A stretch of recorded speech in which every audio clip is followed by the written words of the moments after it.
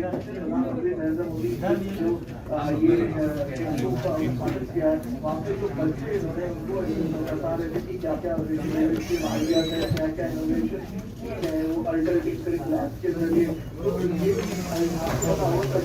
Lab की के चलते आप देख पा रहे हैं कि ये सालों में ये जो बच्चे हैं ये नाम शुरू किया। उन लोगों ने ये स्टार्टअप को पेटेंट, ये जो स्टार्टअप के जरिए जो प्रोडक्ट है उसको पेटेंट भी करवाया। अभी जो बच्चे थे वो बता रहे थे प्रधानमंत्री को किस तरीके से उनके जो इनोवेशन है वो सिर्फ उनकी आसपास के इलाके नहीं, उनके स्टेट के लिए नहीं बल्कि पूरे देश के लिए एक तरह से एक एग्जाम्पल सेट करता है। तो ये इस वक्त प्रधानमंत्री से मिले, ये जो स्कूल है एक्सपो के बच्चों ने उसको बताया कि वो क्या क्या काम जो तस्वीरें हम देख रहे हैं ना, उसमें पहली जिस छात्रा से प्रधानमंत्री मिले ये 16 का गर्ल्स स्कूल है और मैं जो पढ़ पा रही हूँ वो कहीं ना कहीं अगर इनोवेशन मिशन वहाँ पर सिखाया जाता है, यानी कि उनको चयनित किया गया है। आप सोचिए जब मैं और आप स्कूल में पढ़ते थे हमारे लिए इस तरह की इनोवेशन की कल्पना करना थोड़ा मुश्किल था, लेकिन आज मैं आपको बताऊं कि तीसरी चौथी कक्षा से कई ऐसे स्कूल हैं जहाँ पर इनोवेशन मशीन और इनकी लैब्स हैं। तो इस लिहाज से आप देखिए, यहाँ आपसे समझने की कोशिश करेंगे कि ड्रोन्स है, सेमीकंडक्टर्स है, स्पेस का जो पूरा सेक्टर है उसमें कितनी संभावनाएं है इन यंग माइंड्स के लिए। देखिए, सबसे पहले तो आपको ये बताना चाहेंगे कि ये जो स्टार्टअप इकोसिस्टम है ये इस तरीके से बढ़ा है पिछले 5-6 सालों में कि भारत इस वक्त जो स्टार्टअप इकोसिस्टम में तीसरे नंबर पर पूरे विश्व में आ चुका है। और इसका ये रीजन है कि it's not a top down model कि आपने ऊपर से बताया कि ये ऐसे करना है। ये नीचे के लेवल पे जो ग्रासरूट लेवल पे जो पॉलिसी चेंजेस की गई है उसका हम देख पा रहे हैं कि अब हम लोगों को उसका एक रिजल्ट मिलना शुरू हुआ है। जो सेकंड बच्चा जो सिक्किम की लड़की के बाद जो एक सेकंड जो बच्चा था वो एक छोटे से जगह से आता है, स्कूल से आता है और वो बच्चा बता था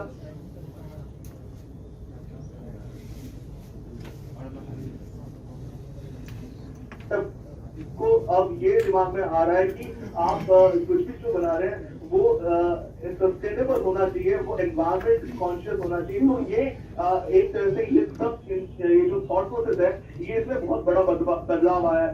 जो सोच बदली है और सोच के साथ हम बार बार देख पा रहे हैं कि जो बड़े कंपनी का मैं एक एग्जाम्पल देख रहा हूँ, जो स्पेस सेक्टर था सबसे ज्यादा स्पेस सेक्टर में गवर्नमेंट जो रिस्ट्रिक्शन थी और आप देख सकते हैं आज स्पेस सेक्टर में एक तरह से नया युग शुरू हुआ है। जो स्टार्टअप का जो नए आए हैं यहाँ पे और यहाँ पे वो उसको आगे लेके जा रहे हैं। तो स्पेस सेक्टर जो सबसे ज्यादा एक तरह से रुका हुआ था उसको खोल दिया गया। आप डीप सी मिशन की बात किया, आप किसी भी सेक्टर की बात की जहाँ पे पहले एक तरह से गवर्नमेंट का एक होल्ड था उसको खोल दिया गया है। आप यहाँ पे स्टार्टअप को बोला जा रहा है, इनक्यूबेटर को बोला जा रहा है कि आप आइए, आप अपना आइडिया लेके आइए, पैसे की चिंता मत कीजिए, क्लियर की चिंता मत कीजिए, वो हम आपको देंगे। आप अपने आइडिया को आगे ले जाए। पिछले 6 सालों के अगर मैं आंकड़ों का जिक्र करूँ आपसे तो 68 लाख से ज्यादा जॉब्स क्रिएट हुई है 2 टायर 3 टायर सिटीज में स्टार्टअप के नाम सबसे बेहतरीन आपके जो स्टार्टअप आ रहे हैं वो 2 ईयर और 3 ईयर से ही आ रहे हैं अभी इस वक्त। और आज जो सबसे ज्यादा जो हम लोग अगर स्टार्टअप नेशनल स्टार्टअप अवार्ड की बात करते हैं उनमें भी जो लोग काम कर रहे हैं वो 2 ईयर 3 ईयर से ज्यादा आ रहे हैं। तो आप देख पा रहे हैं किस तरीके से एक देश में सॉफ्टवेयर हो रही है। वहाँ पे भी बात चल रही है कि किस तरीके से कंप्यूटर में सबसे ज्यादा क्या चीज यूज होती है, सेमीकंडक्टर। लेकिन सेमीकंडक्टर सबसे ज्यादा बनते कहाँ है, बाहर, भारत के बाहर। तो ये जो इम्पोर्ट और एक्सपोर्ट का जो प्रॉब्लम है इसको सॉर्ट आउट किया जा रहा है। और ये सबसे ज्यादा दिक्कत महसूस हुई थी जब कोविड का समय आया था, तो उसके बाद से इस पे ज्यादा काम चला और आज हम देख पा रहे थे पॉलिसी चेंज लेके आया गया है। और एक्सपेक्ट कर रहे हैं हम अब कि यहाँ पे ये जो भारत सरकार ने जो शुरुआत की है 76,000 करोड़ का जो सेमीकंडक्टर और मैन्युफैक्चरिंग के लिए जो उन्होंने शुरुआत की है उसका अभी से हम लोग को फल देखने को मिला है कि भारत में एक्सपेक्टेशन है कि करीब 50 सेमीकंडक्टर स्टार्टअप 2023 के अंत तक आ सकते हैं। तो हम एक्सपेक्ट कर रहे हैं कि ये इसमें भी भारत एक तरह से ग्लोबल पावर हाउस बन के निकलेगा। और तो आपको ये चलते हैं सीधा प्रधानमंत्री जो है वो परिक्रमा में मौजूद है। कुछ दिन पहले उन्होंने छात्रों से बात की है। आइए सीधे चलते हैं आपको। आज राष्ट्रीय प्रौद्योगिकी दिवस है। कुछ ही देर में जब वो जिस तरह से छात्रों से बात की और जब तमाम जो 5,000 करोड़ से ज्यादा की परियोजनाएं जिन्हें वो राष्ट्र को समर्पित करने वाले हैं, जो तकनीक के लिहाज से बहुत उन्नत है, उस पर भी हम आपको लेकर चलेंगे। और हमारे साइन वो जो शीट हुई है वो मुझे आप दे दो। एक ही में कर दीजिए, नहीं सेपरेट हो जाए तो अच्छा है। इसको हम बंद कर दो। देवी और सज्जनों, 1998 में पोखरण परमाणु परीक्षण के बाद भारत द्वारा नेशनल टेक्नोलॉजी डे मनाना शुरू किया गया। इन 25 वर्षों के सफर को चिन्हित करते हुए आज एक डाक टिकट और सिक्का जारी किया जाएगा। मैं माननीय प्रधानमंत्री जी से सादर अनुरोध करती हूं कि पहले अपने कर कमलों द्वारा डाक टिकट का विमोचन एल्बम द्वारा करें।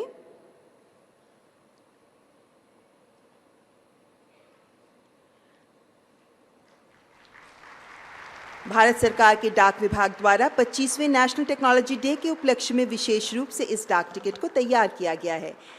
And now may I please request Honorable Prime Minister to kindly release the commemorative coin.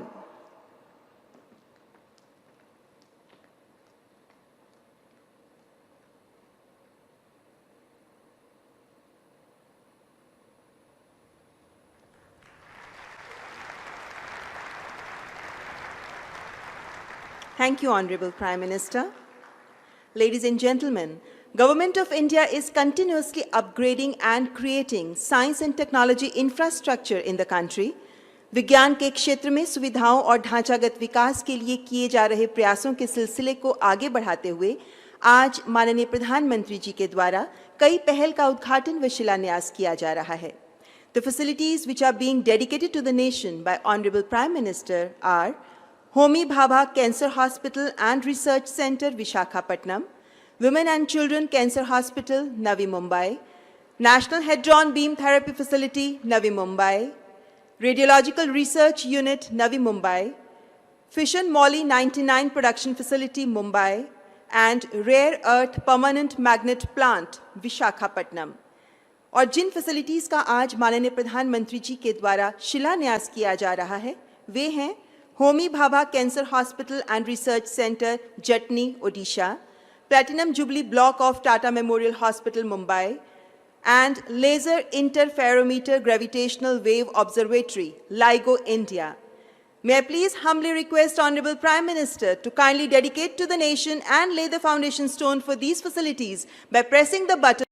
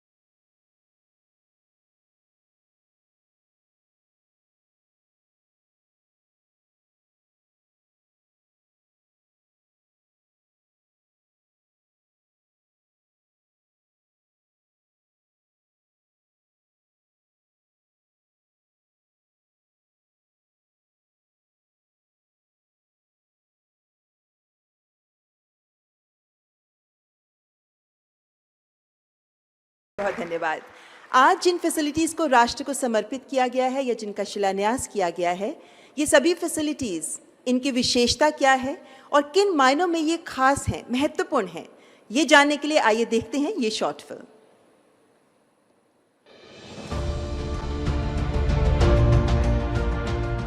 Bharat के यशस्वी प्रधानमंत्री श्री नरेंद्र मोदी जी के नेतृत्व में भारत ने पिछले 9 वर्षों में स्वास्थ्य देखभाल के क्षेत्र में उल्लेखनीय वृद्धि देखी है।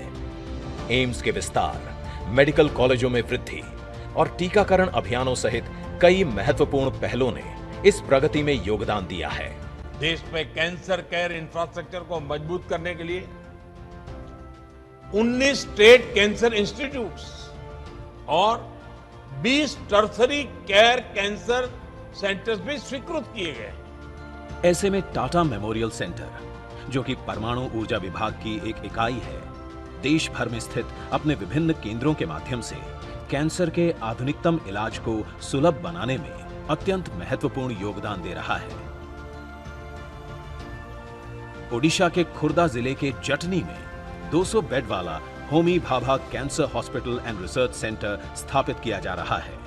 650 करोड़ रुपए की कुल लागत वाली इस परियोजना में 400 करोड़ रुपए का योगदान परमाणु ऊर्जा विभाग तथा 250 करोड़ रुपए का योगदान टाटा ट्रस्ट कर रहा है। ओडिशा सरकार इस परियोजना में कई तरह से योगदान दे रही है, जिसमें परियोजना के लिए 42 एकड़ भूमि शामिल है।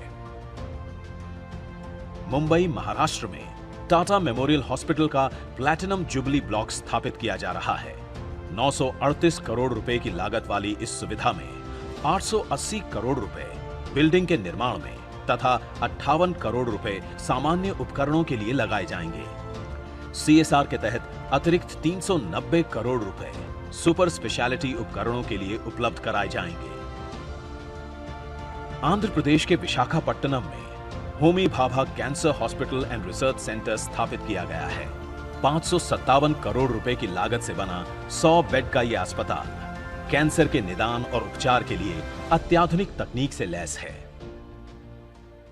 टीएमसी के नवी मुंबई स्थित एक्ट्रैक परिसर में 38 करोड़ रुपए की लागत से बना 270 बेड का कैंसर अस्पताल देश का पहला एकीकृत केंद्र है, जो महिलाओं और बच्चों के कैंसर के इलाज के लिए समर्पित है।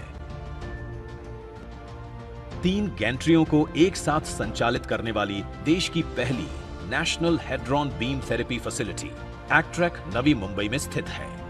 468 करोड़ रुपए की लागत से बनी ये एक अत्याधुनिक प्रोटॉन थेरेपी इकाई है। भारत की सबसे बड़ी नाभिकीय चिकित्सा सुविधा रेडियोलॉजिकल रिसर्च यूनिट 93 करोड़ रुपए की लागत से बनी ये यूनिट विभिन्न प्रकार के कैंसरों के उपचार के लिए सेवाएं प्रदान करती है। परमाणु ऊर्जा विभाग प्राचीन भारतीय उक्ति सर्वे भवन्तु सुखिनः सर्वे सन्तु निरामया का संकल्प धारण किए प्रगति पथ पर अग्रसर है।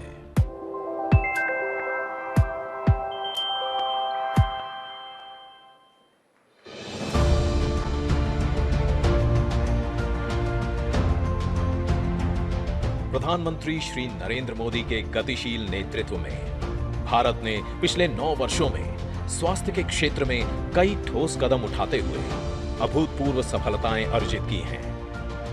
बीते 9 वर्षों में हमारी सरकार ने मेडिकल इंफ्रास्ट्रक्चर और मेडिकल प्रोफेशनल बढ़ाने पर बड़े स्तर पर काम किया है। पिछले 9 वर्षों में हमारी सरकार में करीब 300 नए मेडिकल कॉलेज बने हैं। नए मेडिकल कॉलेजों और एम्स शाखाओं की स्थापना, अस्पतालों को अपग्रेड करके हेल्थ केयर इंफ्रास्ट्रक्चर को मजबूत करना तथा आधुनिकतम इलाज के क्षेत्र में आत्मनिर्भरता इन सफलताओं के आधार स्तंभ हैं। इस उद्देश्य में अपना योगदान देते हुए परमाणु ऊर्जा विभाग नाभिकीय चिकित्सा और कैंसर उपचार के क्षेत्रों में अग्रणी कार्य करते हुए उत्कृष्ट स्वास्थ्य सेवाएं प्रदान करता है। 300 क्यूरी के medical grade high specific activity molybdenum 99 के उत्पादन के लिए भाभा परमाणु अनुसंधान केंद्र में ब्रिड द्वारा फिजन मोलिब्डेनम 99 प्रोडक्शन फैसिलिटी की स्थापना इस दिशा में की गई एक प्रभावशाली शुरुआत है। जो भारत को ऐसी क्षमता रखने वाले विशिष्ट देशों में से एक बनाती है। Molybdenum 99 diagnostic radio isotope technetium 99M का जनक होता है, जिसका प्रयोग 85% से भी अधिक डायग्नोस्टिक स्कैनों के लिए किया जाता है और इसीलिए इसे न्यूक्लियर मेडिसिन का वर्क हॉर्स कहा जाता है। विभिन्न रोग प्रभावित हिस्सों पर विशिष्ट अपटेक वाले बायोमोलिक्यूल्स का उपयोग करते हुए टेक्नीशियम 99M का प्रयोग टेक्नीशियम रेडियो फार्मास्यूटिकल्स के फॉर्मुलेशन के लिए किया जाता है। इन रेडियो फार्मास्यूटिकल्स का उपयोग करते हुए स्पेक्ट स्कैन से किडनी, लीवर, हृदय और मस्तिष्क जैसे विभिन्न अंगों में रोगों के शीघ्र निदान में मदद मिलती है। 295 करोड़ रुपए की लागत से बनी फिजन मोलिब्डेनम 99 प्रोडक्शन फैसिलिटी घरेलू मांग को पूरा करने के साथ ही अन्य जरूरतमंद देशों की रेडियो आइसोटोप आवश्यकताओं को भी पूरा करने की क्षमता रखता है। Our goal is to make healthcare accessible and affordable, not only for our citizens, but for the whole world. Reducing disparity in India's priority, serving the unserved, is an article of faith for us. Medical radio isotope के क्षेत्र में देश को आत्मनिर्भर करने की दिशा में fission molybdenum 99 production facility की स्थापना एक अत्यंत महत्वपूर्ण कदम है।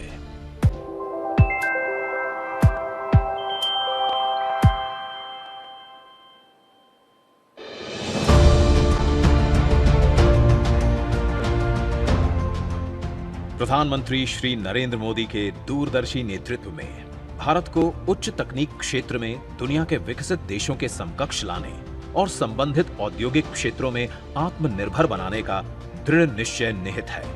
आज का नया भारत जय जवान, जय किसान, जय विज्ञान के साथ ही जय अनुसंधान का आह्वान करते हुए आगे बढ़ रहा है। इस संदर्भ में रेयर अर्थ तत्व विशेष महत्व रखते हैं। रेयर अर्थ तत्व स्वच्छ ऊर्जा, कंज्यूमर इलेक्ट्रॉनिक्स, मोटर, बैटरियों सहित अनेक अति विशिष्ट क्षेत्रों में अपरिहार्य रूप से प्रयुक्त होने के कारण अत्यधिक मूल्यवान होते हैं। इनके महत्वपूर्ण उपयोगों में से एक समैरियम कोबाल्ट स्थायी चुंबकों का उत्पादन है। समैरियम कोबाल्ट स्थायी चुंबकों में असाधारण गुण होते हैं जो इन्हें रक्षा, अंतरिक्ष और परमाणु ऊर्जा जैसे सामरिक क्षेत्रों में उपयोग के अनुकूल बनाते हैं। स्थायी चुंबकों का आयात प्रायः प्रतिबंधों और आपूर्ति अवरोधों से प्रभावित रहता है, क्योंकि इन्हें बनाने की तकनीक विश्व के कुछ विशेष देशों के पास ही उपलब्ध है। प्रधानमंत्री श्री नरेंद्र मोदी के सक्षम नेतृत्व में भारत सरकार के समन्वित प्रयासों और लक्ष्योन्मुख समग्र सरकार के दृष्टिकोण ने भारत को आत्मनिर्भर बनाने में महत्वपूर्ण भूमिका निभाई है। परिणाम स्वरूप रेयर अर्थ चुंबकों के क्षेत्र में भारत अब पूरी तरह से स्वदेशी सामग्री और प्रौद्योगिकी का उपयोग करके औद्योगिक पैमाने पर समैरियम कोबाल्ट स्थायी चुंबकों के उत्पादन की जटिल तकनीक में महारत हासिल कर चुका है। विकसित की गई इस प्रौद्योगिकी को आधार बनाकर विशाखापट्टनम के अच्युतापुरम स्थित BARC कैंपस में परमाणु ऊर्जा विभाग की एक औद्योगिक इकाई IREL इंडिया लिमिटेड द्वारा एक आधुनिक rare earth permanent magnet plant की स्थापना की जा रही है, जहां प्रतिवर्ष 3000 किलोग्राम समैरियम कोबाल्ट मैग्नेट का उत्पादन किया जा सकेगा। 197 करोड़ रुपए की लागत से बना ये प्लांट सामरिक क्षेत्रों के लिए samarium cobalt rare earth permanent magnet की निरंतर उपलब्धता सुनिश्चित करेगा। Rare earth permanent magnet plant की स्थापना उच्च प्रौद्योगिकी क्षेत्र में भारत को आत्मनिर्भर बनाने की दिशा में एक महत्वपूर्ण कदम है।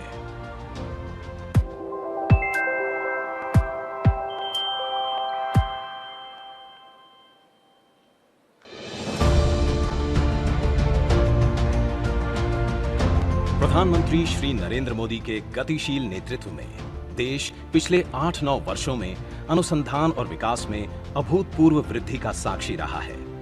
इस वृद्धि ने कई वैज्ञानिक उपलब्धियों का मार्ग प्रशस्त किया है, जिसमें लाइगो इंडिया की परियोजना उल्लेखनीय है। लाइगो इंडिया अमेरिका और भारत के बीच एक सहयोगी परियोजना है, जिसका उद्देश्य गुरुत्वाकर्षण तरंगों का पता लगाना और उनका अध्ययन करना है।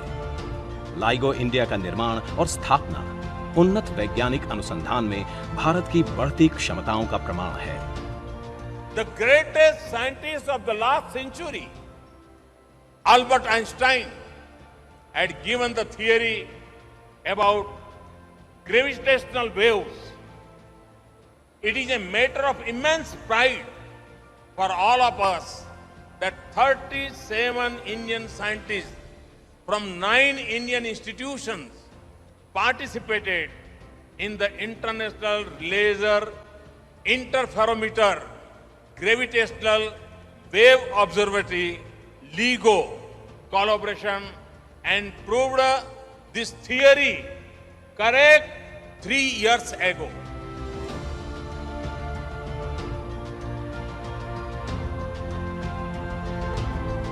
लाइगो इंडिया, परमाणु ऊर्जा विभाग DAE और विज्ञान एवं प्रौद्योगिकी विभाग DST के परस्पर सहयोग द्वारा क्रियान्वित की जाने वाली एक मेगा साइंस परियोजना है।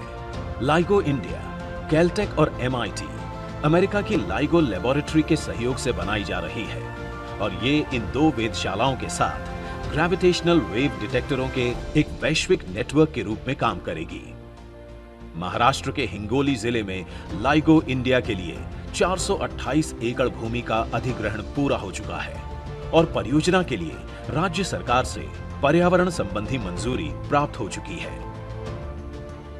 2600 करोड़ रुपए की लागत से बनने वाली लाइगो इंडिया भारत में स्थापित होने वाली पहली मेगा साइंस परियोजना होगी। ये बड़ी संख्या में भारतीय शोधकर्ताओं और छात्रों को इस उभरते हुए क्षेत्र में योगदान देने का अवसर प्रदान करेगी। ये परियोजना एक उत्कृष्ट वैज्ञानिक क्षेत्र में हिंगोली को वैश्विक मानचित्र पर पहचान देने के साथ साथ विश्व भर के शोधकर्ताओं को आकर्षित करने की क्षमता रखती है। लाइगो इंडिया से अर्जित क्लीन रूम निर्माण की विशेषज्ञता, सेमीकंडक्टरों और बायोटेक्नोलॉजी उद्योगों के लिए आवश्यक प्रौद्योगिकियों में दक्षता प्राप्त करने और प्रगत अनुसंधान परियोजनाओं के लिए आवश्यक बड़े अल्ट्रा हाई वैक्यूम सिस्टमों के निर्माण में योगदान देकर राष्ट्र की महत्वपूर्ण सेवा करेगी। ज्ञान की सीमाओं का विस्तार करने के प्रति समर्पित अत्याधुनिक शोध की दिशा में लाइगो इंडिया की स्थापना देश के लिए एक गौरवशाली एवं उन्नतिशील कदम है।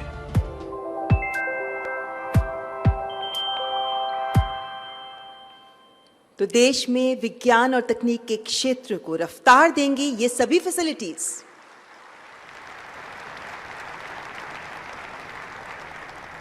तो रुख हवाओं का मोड़ दे, लोगों के भरम को तोड़ दे, हिम्मत की अपनी कलम उठा, मंजिल की ओर अब कदम बढ़ा, हासिल कर मुकाम नया पन्ना इतिहास में जोड़ दे, तो रुख हवाओं का मोड़ दे। देश के छात्रों और युवाओं की कल्पना शक्ति की परवाज को ठोस आधार प्रदान करने वाले, प्रत्येक देशवासी के हृदय में राष्ट्र समर्पण के संकल्प की लौ को प्रज्वलित करने वाले, हर जन की आंखों में कुछ कर सकने का विश्वास जागृत करने वाले माननीय प्रधानमंत्री जी से मैं विनम्रतापूर्ण आग्रह करती हूं कि अपने सुवचनों से हमारा मार्गदर्शन करें। करतल ध्वनि से स्वागत माननीय प्रधानमंत्री जी का।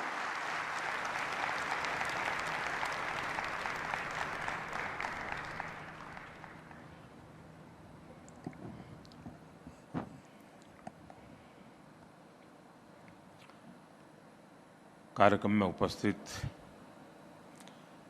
कैबिनेट में मेरे वरिष्ठ सहयोगी श्रीमान राजनाथ सिंह जी, डॉक्टर जितेंद्र सिंह जी, साइंस और टेक्नोलॉजी कम्युनिटी के सभी सम्मानित सदस्य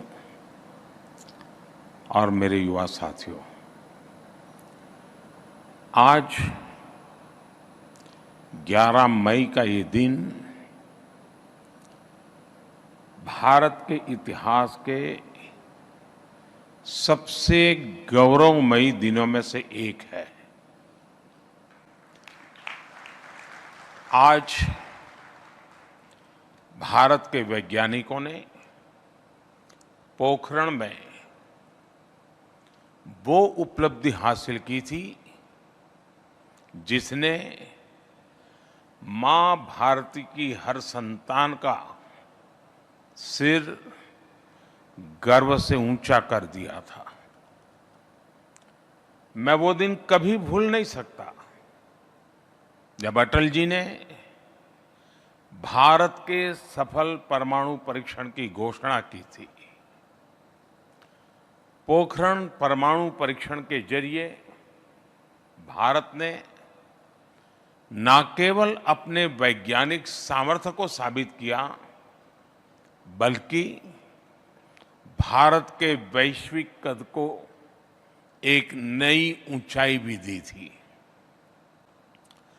अटल जी के शब्दों में ही कहूं तो अपनी ध्येय यात्रा में हम कभी रुके नहीं हैं, किसी चुनौती के समक्ष कभी झुके नहीं हैं।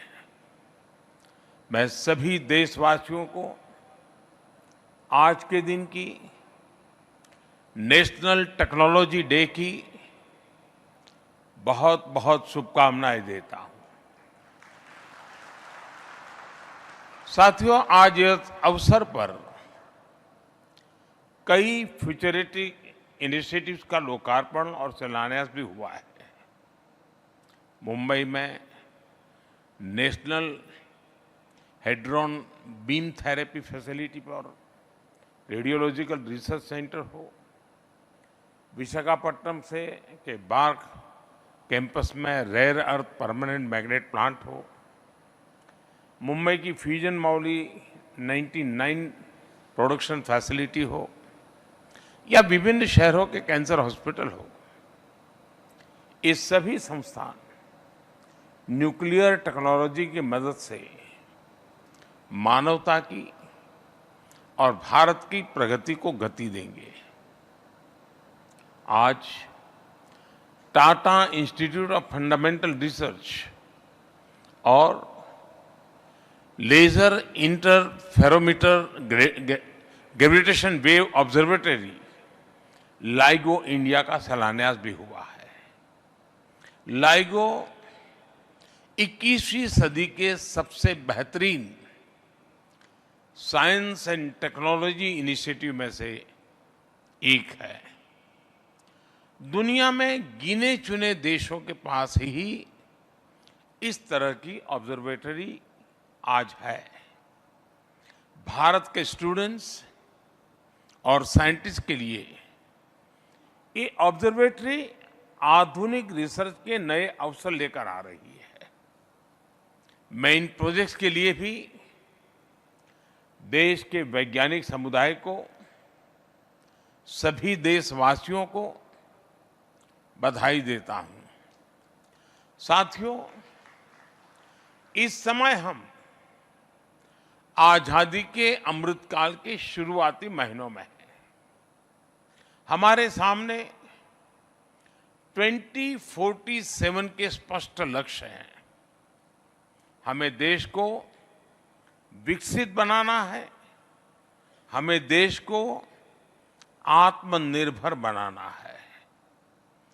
भारत की इकोनॉमिक ग्रोथ हो, सस्टेनेबल डेवलपमेंट गोल हो, या फिर इनोवेशन के लिए एक इंक्लूसिव इकोसिस्टम का निर्माण करना हो, टेक्नोलॉजी कदम कदम पर हमारे लिए जरूरी है। और इसलिए आज भारत एक नई सोच के साथ 360 डिग्री होलिस्टिक अप्रोच के साथ इस क्षेत्र में आगे बढ़ रहा है।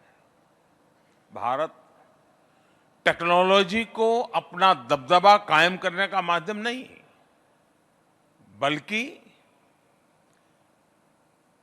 देश की प्रगति को गति देने का एक टूल मानता है। और मुझे ये देखकर बहुत अच्छा लगा कि इस बार की theme school to startups igniting young minds to innovate ये रखा गया है। आजादी के इस अमृतकाल में भारत का भविष्य हमारी आज की युवा पीढ़ी, हमारे आज के स्टूडेंट्स ही तय करेंगे। आज की इस युवा पीढ़ी के पास नए सपने हैं, नए संकल्प है, उनकी ऊर्जा, उनका जोश, उनका उत्साह, ये भारत की बहुत बड़ी ताकत है। साथियों, हमारे देश के महान वैज्ञानिक और पूर्व राष्ट्रपति डॉक्टर कलाम कहा करते थे, knowledge with action converts adversity into prosperity.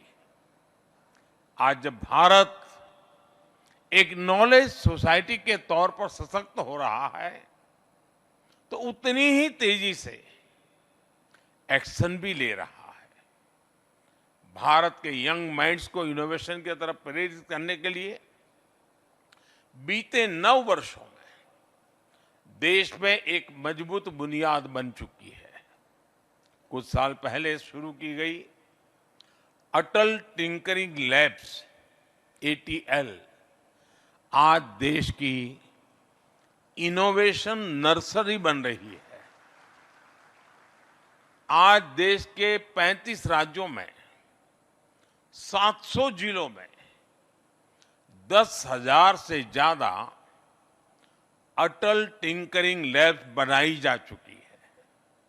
और ऐसा नहीं है कि साइंस, टेक्नोलॉजी, इनोवेशन और इंक्यूबेशन का ये मिशन केवल बड़े शहरों तक सीमित है।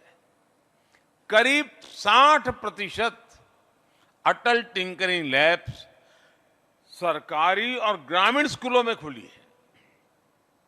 आप कल्पना कर सकते हैं कितनी बड़ी संख्या में बच्चों के लिए पढ़ाई के मायने बदल रहे हैं, वो इनोवेशन की तरह प्रेरित हो रहे हैं।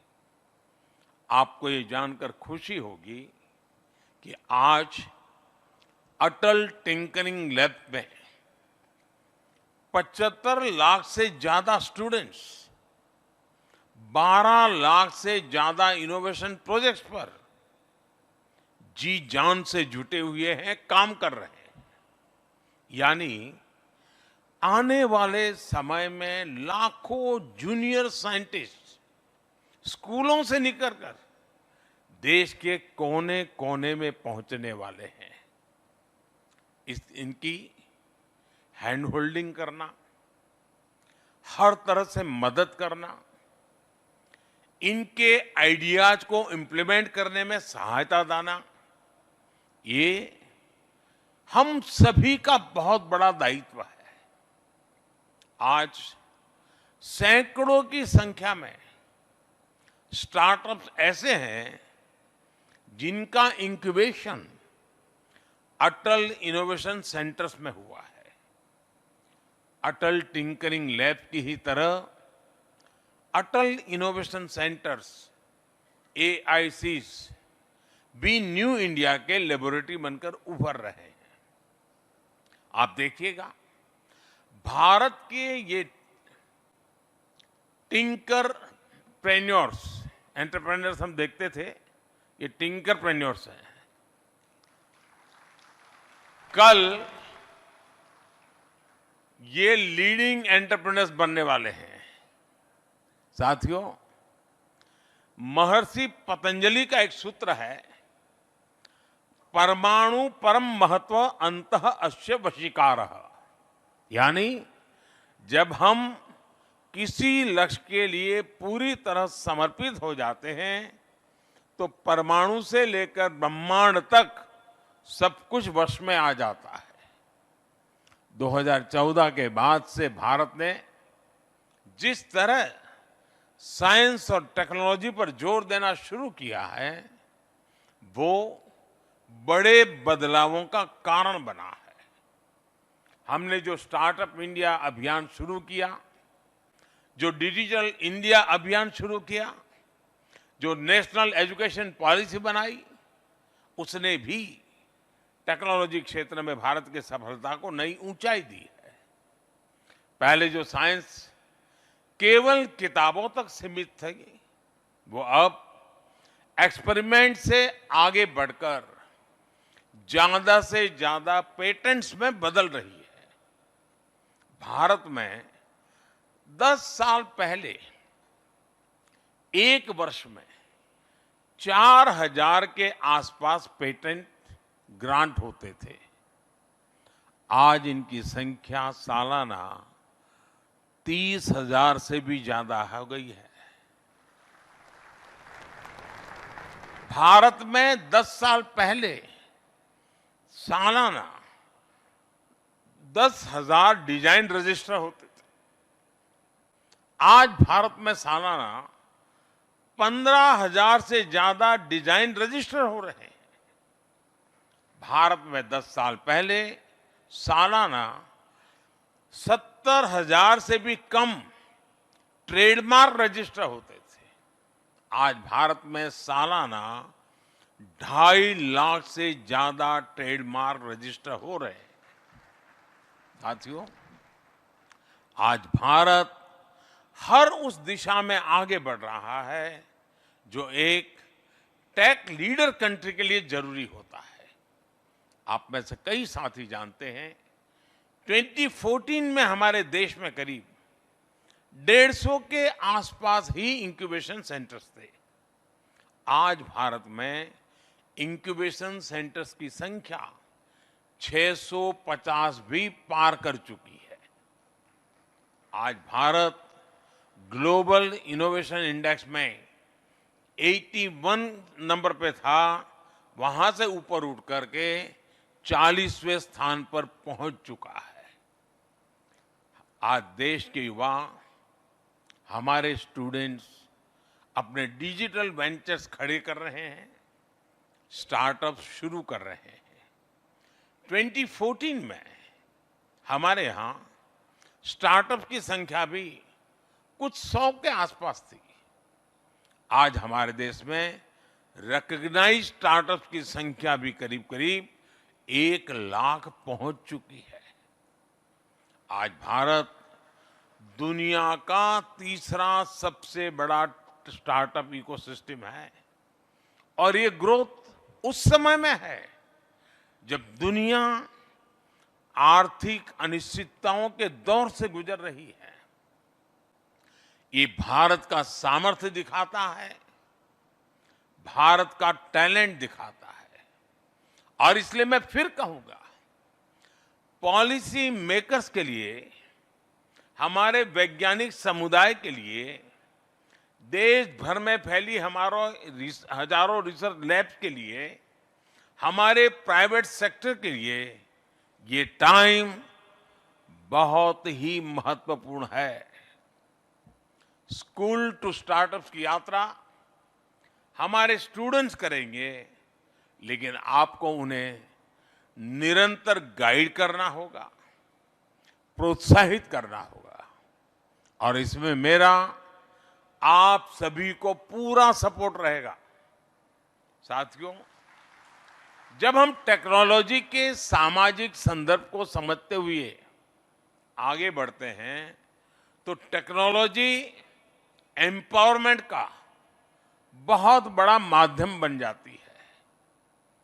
ये सोशल जस्टिस, सामाजिक न्याय को सुनिश्चित करने और असंतुलन को मिटाने का भी माध्यम बनती है। एक समय था जब टेक्नोलॉजी सामान्य भारतीय की पहुंच से बाहर थी। आपको भी याद होगा, कभी जेब में क्रेडिट या डेबिट कार्ड लेकर चलना स्टेटस सिंबल हुआ करता था, लेकिन भारत का यूपीआई आज अपनी सिंप्लिसिटी की वजह से न्यू नॉर्मल बन गया है। आज रेहड़ी पटरी वाले से लेकर रिक्शे वाले तक हर कोई डिजिटल पेमेंट का इस्तेमाल कर रहा है। आज भारत दुनिया के उन देशों में है जहां सबसे ज्यादा इंटरनेट डाटा इस्तेमाल होता है। ग्रामीण इलाकों में शहरी इलाकों की तुलना में इंटरनेट यूजर ज्यादा है। इसे लोगों के सामने जानकारियां, संसाधनों और अवसरों की एक नई दुनिया खुल रही है। जेम ट्रिनिटी हो, जेम पोर्टल हो, कोविन पोर्टल हो या किसानों के लिए डिजिटल एग्रीकल्चर मार्केट इनैम, हमारी सरकार ने टेक्नोलॉजी का उपयोग एजेंट ऑफ इंक्लूजन के रूप में किया है।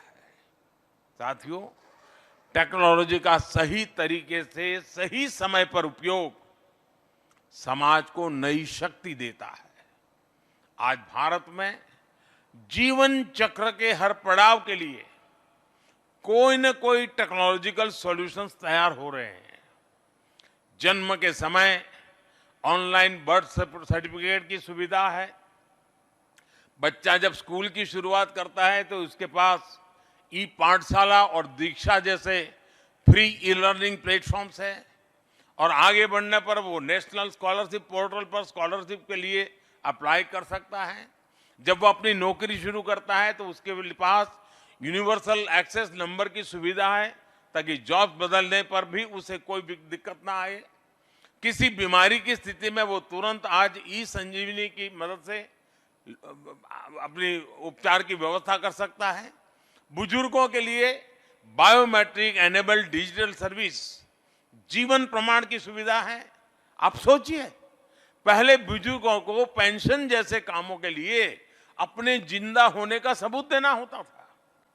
चाहे तबीयत खराब हो या चलना मुश्किल हो, उन्हें वेरिफिकेशन के लिए खुद जाना होता था। अब ये सारी परेशानियां टेक्नोलॉजी की मदद से समाप्त हो रही है। डे टू डे लाइफ में हर कदम पर टेक्नोलॉजी सॉल्यूशंस देश के नागरिकों की मदद कर रहे हैं। अगर उसे जल्दी पासपोर्ट बनवाना है तो एम पासपोर्ट सेवा है। अगर उसे एयरपोर्ट पर हैसल फ्री एक्सपीरियंस सुनिश्चित करना है तो डीजी यात्रा ऐप है। अगर उसे इंपॉर्टेंट डॉक्यूमेंट्स को सुरक्षित रखना है तो डीजी लॉकर है। इन सारे प्रयासों से सोशल जस्टिस सुनिश्चित करने और ईज ऑफ लिविंग बढ़ाने में मदद मिली है। साथियों, आज हर दिन टेक्नोलॉजी की दुनिया में तेजी से बदलाव हो रहे हैं। भारत के युवा ही इस स्पीड को मैच करने में, इस स्पीड को क्रॉस करने में देश का नेतृत्व करेंगे। आज एआई टूल्स नए गेम चेंजर बनकर उभरे हैं। हेल्थ सेक्टर में आज हम कितनी असीम संभावनाओं को देख रहे हैं। ड्रोन टेक्नोलॉजी में भी हर रोज नए इनोवेशंस हो रहे हैं। ऐसे ही थेरेपेटिक्स सेक्टर भी तेजी से आगे बढ़ रहा है। हमें ऐसी रिवॉल्यूशनरी टेक्नोलॉजी में लीड लेनी होगी। आज भारत अपने डिफेंस सेक्टर को आत्मनिर्भर बना रहा है। इससे भी हमारे युवा स्टार्टअप्स को बहुत से मौके मिल रहे हैं। डिफेंस में इनोवेशन के लिए हमने इनोवेशन फॉर डिफेंस एक्सीलेंस यानी आईडेक्स भी शुरू किया है। मुझे खुशी है कि रक्षा मंत्रालय ने आईडेक्स के 350 करोड़ रुपए से ज्यादा के 14 इनोवेशंस को प्रोक्योर किया है। साथियों, आई क्रिएट हो या फिर डीआरडीओ, यंग साइंटिस्ट लैब जैसे इनिशिएटिव आज इन प्रयासों को नई दिशा दे रहे हैं। स्पेस सेक्टर में भी न्यू रिफॉर्म्स के जरिए भारत एक ग्लोबल गेम चेंजर की भूमिका के सामने आ रहा है। अभी मैं एसएसएलवी और पीएसएलवी ऑर्बिटल प्लेटफॉर्म जैसी टेक्नोलॉजी देख रहा था। हमें स्पेस सेक्टर में हमारे स्टार्टअप्स के लिए, यूज के लिए नए अवसर उपलब्ध कराने होंगे। हमें कोडिंग से लेकर गेमिंग और प्रोग्रामिंग तक हर क्षेत्र में लीड लेनी होगी। इस समय भारत सेमीकंडक्टर जैसे नए एवेन्यूज में भी अपनी मौजूदगी बढ़ा रहा है। पॉलिसी लेवल पर हम पीएलआई स्कीम जैसे इनिशिएटिव ले रहे हैं। इंडस्ट्री और इंस्टीट्यूशंस की जिम्मेदारी है कि इस फील्ड में टैलेंटेड यूथ्स को सपोर्ट करें। साथियों, आज इनोवेशन से लेकर सुरक्षा तक के लिए हैकेथॉन्स की एक बड़ी भूमिका है। सरकार इन्हें लगातार प्रमोट कर रही है। हमें हैकेथॉन कल्चर को आगे बढ़ाना होगा, स्टार्टअप्स को नए चैलेंजेस के लिए तैयार करना होगा। इन प्रतिभाओं की हैंड होल्डिंग हो, उन्हें आगे बढ़ने के लिए संघर्ष न करना पड़े, हमें इसके लिए एक फ्रेमवर्क तैयार करना होगा। खासकर अटल टिंकरिंग लैब से जो युवा निकल रहे हैं, उन्हें इन्वॉल्व रखने के लिए एक इंस्टीट्यूशनलाइज्ड सिस्टम होना चाहिए। क्या हम इसी तरह अलग अलग क्षेत्रों में देश की 100 लैब्स को चिन्हित कर सकते हैं, जिन्हें यूथ ड्रिवन बनाया जाए? क्लीन एनर्जी और नेचुरल फार्मिंग जैसे क्षेत्रों में जहां देश का खास फोकस है, हमें रिसर्च और टेक्नोलॉजी को प्रमोट करना होगा। इसके लिए भी युवाओं को मिशन मोड में जोड़ना बहुत जरूरी है। मुझे भरोसा है नेशनल टेक्नोलॉजी वीक इन संभावनाओं को साकार करने में एक अहम भूमिका निभाएगा। इसी अपेक्षा के साथ आप सभी को एक बार फिर इस आयोजन के लिए बहुत बहुत शुभकामनाएं, बहुत बहुत धन्यवाद। बहुत बहुत आभार माननीय प्रधानमंत्री जी। ट्विंकलप्रेन्योर्स से भारत के एंटरप्रेन्योर्स तैयार करने, विज्ञान से आम नागरिक के जीवन को आसान बनाने, तकनीक के माध्यम से सामाजिक न्याय सुनिश्चित करने जैसे प्रेरणादायक शब्दों और विचारों के लिए आपका बहुत बहुत आभार माननीय प्रधानमंत्री जी। आपके प्रखर नेतृत्व में आत्मनिर्भरता के सफर पर आगे बढ़ रहा है। तो ये सीधा प्रसारण आपको हम दिखा रहे थे। आपको बता दें कि राष्ट्रीय प्रौद्योगिकी दिवस 2023 को चिन्हित करने वाले कार्यक्रम का उद्घाटन प्रधानमंत्री नरेंद्र मोदी द्वारा किया गया है और इस दौरान वैज्ञानिक और तकनीकी प्रगति का प्रदर्शन करने वाले एक्सपो का भी उन्होंने उद्घाटन किया। इसके साथ ही तमाम बड़ी और महत्वपूर्ण बातें प्रधानमंत्री नरेंद्र